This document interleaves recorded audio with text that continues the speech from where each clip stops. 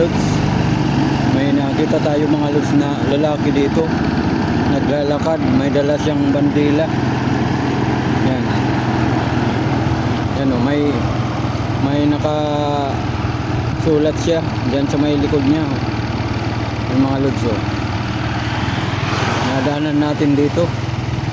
Yan, itong location na to mga lods, dito yan sa Nabua mga lods.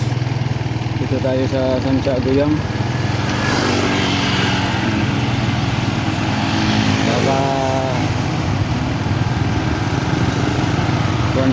kwanto may pang Guinness World Record din ang ginagawa niya. Yung mga lods o.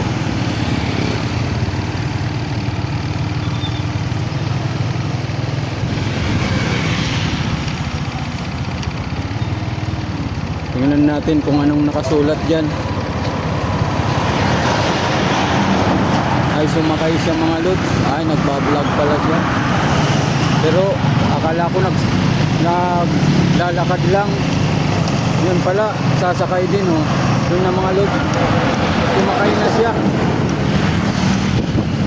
Siguro nadaanan ng lalaki.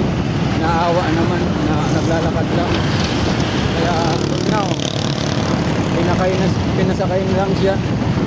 Yan. Yun, sumakay naman. Yun na. Tatanungin sana natin.